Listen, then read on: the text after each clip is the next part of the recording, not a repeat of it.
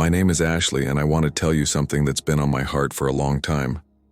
It's about my mom. She's 76 now.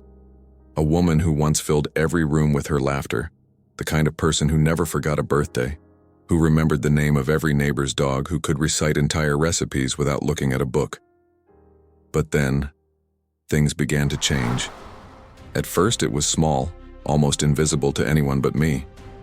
She would pause in the middle of a story, searching for a word that used to come so easily. She would look at me with confusion when I reminded her of an appointment. Once she called me by my sister's name, and her face turned red with embarrassment the second she realized. I could see the shame flicker in her eyes. She'd laugh it off, but I knew it wasn't funny to her. It was scary. As months went by, the little slips became bigger. She burned a pot of soup because she forgot it on the stove. She misplaced her wallet 3 times in 1 week. One afternoon, she couldn't remember the directions to her own church, the same church she'd been walking to for 30 years. And I'll never forget the day she looked at a picture of her grandchildren, her eyes glassy, and whispered, "I know they belong to me," but for a moment I couldn't remember their names.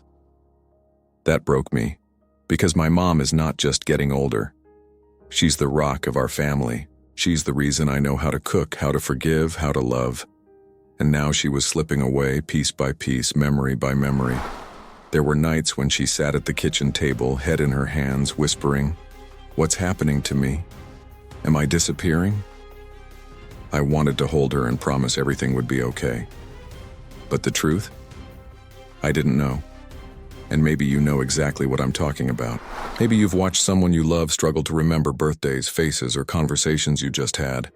Or maybe it's happening to you. Do you ever walk into a room and forget why you're there? Do you lose your train of thought mid-sentence and feel that awkward silence pressing in? Do you sometimes worry it's the beginning of something bigger, something you can't control? I need to ask you right now. How old are you? And where are you listening from? Because I know this story isn't just my family's. Memory loss doesn't knock politely. It barges in, uninvited, into homes everywhere. But here's what I want you to know. This story doesn't end in despair. My mom found something so simple it almost sounds unbelievable. A morning ritual that takes only 3 minutes, yet it gave her back a part of herself we thought was gone forever. And if you've been feeling that fog in your own mind or worrying about someone you love, I want to share with you exactly what happened. Because maybe, just maybe, it can bring you the same hope it brought us. The hardest part about watching someone you love lose their memory isn't just the forgetfulness. It's the way it changes everything. My mom used to be the first one up in the morning. She'd brew her coffee, write her grocery list, and water her plants before the sun had even climbed over the rooftops. But little by little, her mornings became slower, heavier. I'd find her standing in the kitchen, staring at the fridge with the door open, like she wasn't sure what she was looking for. She stopped writing grocery lists because she'd lose them before even leaving the house. She started forgetting ingredients, forgetting what she came for, and sometimes forgetting why she went to the store at all. At first, we laughed it off. "Mom, you're just distracted." But deep down, I could see the fear in her eyes. She didn't feel distracted. She felt lost. And it wasn't just groceries. She began missing appointments. Once, she forgot her friend's birthday, something so unlike her. That night, she cried in her room, whispering, "I feel like I'm disappearing." It's the small cracks that hurt the most, like when she left the stove on after cooking dinner, or when she hid her jewelry somewhere safe but couldn't remember where. I remember searching the entire house with her, tears streaming down her face as she said, "I don't trust myself anymore." The toll wasn't only on her, it was on all of us.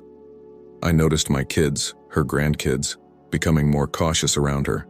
They used to run to her with stories and questions, but now they'd pause, wondering if Grandma would remember what they said yesterday. And for my mom, that was the deepest cut of all. She once told me, "It's like I'm letting everyone down. Like I'm not the same mom, the same grandmother, the same woman I used to be." She stopped going out with her friends. She avoided church gatherings. She was embarrassed, afraid of being caught in the middle of a story and forgetting the point. And so, she began to shrink. Not physically, but in spirit. The vibrant, talkative woman who used to command the room now sat quietly in the corner, shoulders hunched, eyes downcast. I could feel her slipping away, not just her memory, but her confidence, her independence, her joy. And maybe you've felt that too, haven't you? Maybe you've watched someone you love hesitate, confused, searching for words, or maybe you've been the one sitting silently, afraid people will notice the fog in your mind. It's heartbreaking, it's isolating, and it makes you wonder, is this just aging? Is this the beginning of the end? That's what my mom asked herself every single day. There's a moment, a single moment when everything changes. For my mom, it wasn't the first time she forgot a birthday or left the stove on. It was something far more ordinary, yet it broke her in a way I'll never forget. One morning I walked into her room and found her sitting at the edge of her bed, socks in her hands. She was crying, silent tears rolling down her face, shoulders trembling. I rushed to her side, thinking she'd hurt herself. But when I asked what was wrong, she whispered, almost ashamed to say it out loud, I couldn't figure out how to put my socks on. That was it. Something so small, something we all take for granted. But to her, it was like the world had collapsed. She kept repeating, what's happening to me? Am I becoming useless? I hugged her, told her it was just a bad day. But I could feel the weight of her despair pressing into me. And that wasn't the only time. She began refusing invitations to dinner. She stopped cooking her favorite meals. One afternoon, I found her sitting in the dark, curtains closed, staring at nothing. When I asked her what she was thinking, she looked at me with empty eyes and said, maybe this is it. Maybe this is the beginning of the end. Hearing those words from my mom, my strong, steady, unshakable mom, was like a knife to the heart. I wanted to tell her she was wrong, that it wasn't the end. But the truth? Deep down, I was scared too. Because what if she was right? And maybe you've felt that fear too. Maybe you've seen your own reflection in her words, felt the shame of forgetting, the frustration of struggling with things that used to be effortless. Maybe you've even asked yourself, is this the start of something I can't stop? That's exactly where my mom was, at her lowest point, tired, afraid, ready to give up. And I'll be honest, I almost gave up too. But life has a way of surprising us when we least expect it. And what came next for my mom was something so simple, yet so powerful, it changed everything. It happened on a Sunday afternoon. In the most ordinary way, my mom had finally agreed to come with me to a small family gathering at my sister's house. She was hesitant, worried she'd say something wrong or forget a name. But I convinced her. You don't have to do anything, Mom. Just be there. Just sit with us. So there we were, sitting on the porch while the kids played in the yard, when my cousin Mary leaned over and asked quietly, has your mom been struggling with her memory? I nodded, trying to hide the sadness in my face. Mary gave me a little smile, the kind that says, I've been there too. Then she said something that sounded almost too simple. Have you ever tried giving her a morning habit? Just 3 minutes. It made a huge difference for me. I frowned. 3 minutes? What kind of habit could possibly help? Mary explained how she had been dealing with forgetfulness herself, losing her keys, misplacing her phone, forgetting conversations. She was only in her 50s, but it scared her. Then she started this tiny ritual every morning, something so easy she could do it before her coffee. It doesn't fix everything overnight, she said, but it clears the fog. It's like giving your brain a gentle wake-up call. I remember looking at her, skeptical but hopeful. I leaned closer. What exactly do you do? Mary smiled. I'll tell you, but you have to promise not to dismiss it just because it sounds simple. Sometimes the simplest things make the biggest difference. That night, after everyone went home, I told Mom about it. She looked doubtful, her eyes tired, her voice flat. Sweetheart, nothing can help me now. But I insisted. Just try it, Mom. 3 minutes. That's all. And finally, with a sigh, she agreed. We had no idea then, that this tiny step would be the beginning of something bigger, something that would slowly, quietly, start giving her pieces of herself back. I'll be honest. When Mom first started, I didn't expect much. Neither did she. It was just 3 minutes each morning. 3 minutes that felt almost too small to matter. But then, something shifted. On the third day, I walked into the kitchen and found her humming while making coffee. She hadn't done that in months. I almost didn't notice it at first, it was so ordinary. But then I realized the heaviness in her eyes was a little lighter. By the end of the first week, she surprised me. We were looking through old family photos when she pointed at my son and said, clear as day, "That's Jacob." It might not sound like much, but Jacob is the grandson she'd been struggling to remember just weeks before. Her eyes filled with tears as she looked at me. It came back. His name just came back. And mine did too. The following days were sprinkled with little victories. She remembered where she put her reading glasses. She finished telling a story without losing her train of thought. She even started writing her grocery list again. Just a few items, but it was a step forward. "Mom," I said one morning, "you're sharper. Do you feel it?" She nodded, smiling shyly. "It's like the fog is lifting, just a little." Even the kids noticed. My daughter whispered to me after dinner, "Grandma's laughing more, she's like her old self again." It wasn't a miracle. She still had forgetful moments. But the difference was undeniable. Instead of spiraling deeper into fear, she was moving toward hope. And the best part? She was beginning to believe in herself again.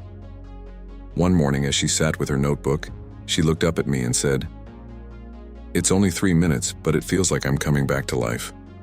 As Mom kept practicing her little 3-minute ritual, I couldn't help but wonder, why was this actually working? So I did what any worried daughter would do. I started digging. I found articles from Harvard and Stanford talking about brain health and memory. I read studies published by the NIH about how small, consistent habits can literally change the way our brain functions. And the more I read, the more it all started to make sense. You see, our brains are like gardens. If you water them daily, even with just a little, things grow. But if you neglect them, weeds take over, and everything starts to wither.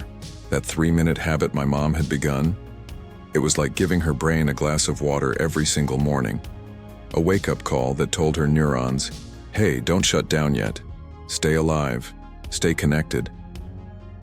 Scientists call it neuroplasticity, but really, it just means the brain can adapt.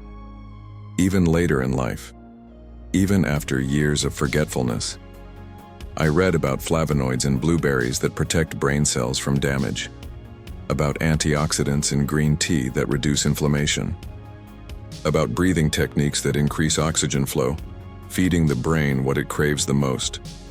And all these tiny natural things our grandparents probably did without thinking, are now being proven to support memory and focus. The truth is, our brains don't always need expensive pills or complicated treatments. Sometimes they just need simple, natural habits that gently push them to stay awake, stay sharp, stay alive. And that's what Mom's ritual was doing. It wasn't a magic trick. It wasn't an overnight cure. But science backed it. Small daily actions can literally protect memory, slow decline, and bring clarity back. And I realized something important. If 3 minutes could do this for her, what could it do for everyone else who feels the same fog settling in? What surprised me most wasn't just that Mom's memory was improving. It was how quickly this little ritual became part of her life. At first, I had to remind her, "Mom, did you do your 3 minutes this morning?" She'd roll her eyes, smile, and say, "Yes, boss." But within a couple of weeks, she didn't need my reminders anymore. She was up before me, already sitting at the table, notebook open, cup of tea by her side. It became her moment, a quiet ritual that grounded her day. And something beautiful happened. Once that habit took root, others began to follow. She started adding a handful of blueberries to her breakfast. She began drinking more water throughout the day. She even took short walks around the block, just 10 minutes, but enough to get her blood flowing and her mind clear. Funny thing, she told me one morning. "I used to think I didn't have the energy to walk, but now after starting my day this way, I want to move." It was like a domino effect. One small choice unlocked another, and then another. She also started going to bed earlier, turning off the TV before midnight and letting her body rest properly. For the first time in months, she said she woke up feeling refreshed instead of heavy. I realized something then. The 3-minute habit wasn't just helping her memory, it was giving her back a sense of control, a sense of agency. And that shift? That's everything. Because when you believe you can change even one small thing, suddenly bigger changes don't feel impossible anymore. She said to me once while folding laundry with a smile on her face, "It's not one big thing, sweetheart. It's 1,000 little things, and when you add them up, they bring you back to life." And I couldn't agree more. Months passed, and the little habit that once felt like an experiment had become part of Mom's identity. But what struck me most wasn't just the routine, it was the results. One crisp autumn afternoon, I watched her walk through the park with my kids. She pointed out the colors of the leaves, laughing as they crunched under her shoes. And then, without hesitation, she called each grandchild by name. The kids froze for a second, wide-eyed, and then they ran to her, wrapping their arms around her waist. "Grandma, you remembered," they shouted. Her eyes filled with tears. She kissed their heads and whispered, "Of course I did." That moment was priceless. But it didn't stop there. She started cooking again. Simple meals at first, then full family dinners. The smell of her homemade chicken soup filled the house, just like it used to. She joined her church choir again, standing proudly in the front row, hymnal in hand. And when she sang, her voice carried strength, not fear. One evening, as we sat on the porch watching the sunset, she turned to me and said something I'll never forget. "I don't feel broken anymore. I feel like myself again." I could see it in her smile, in the way she carried herself, in the spark that had returned to her eyes. And my brother, who had been quietly worried all along, looked at her during Sunday dinner and said, "Mom, you're back. You're really back." She laughed, shaking her head. "I never left. I just needed a little help finding my way." For the first time in a long time, she wasn't afraid of aging. She wasn't afraid of tomorrow. And honestly, neither was I. Because what we had both learned was this: growing older doesn't mean fading away. It doesn't mean losing yourself. With the right choices, even the smallest ones, you can write a different story. A story of hope, a story of renewal, a story where life doesn't end with age, it expands. When I look back now, I realize something powerful. My mom's story could have ended in despair. It could have been about a woman slowly fading, losing pieces of herself until nothing was left. But instead, it became a story of resilience, of hope, of rediscovering life one small step at a time. And here's the truth I want you to hear. It's never too late. Not for my mom, not for you, not for anyone. Memory loss doesn't have to mean surrender. Growing older doesn't mean giving up. Sometimes all it takes is a few minutes a day, a habit so small you almost dismiss it, to light the path back to yourself. I share this not just for my mom, but for everyone out there who feels the fog creeping in. For every son or daughter watching a parent slip away. For every grandparent who worries they're becoming a burden. You're not alone, you're not broken, and it's not too late to start again. Now I want to hear from you. How old are you? And where are you listening from? Have you ever tried a simple natural habit, something small, that made a big difference in your life? Share your story in the comments, because your experience might be the hope someone else is desperately searching for today. And if this story touched you, even a little, please share it with someone you love. A friend, a parent, a neighbor. You never know whose life might change with just 3 minutes a day. Because my mom's journey is proof. Hope is real. Change is possible. And life still has so much to give.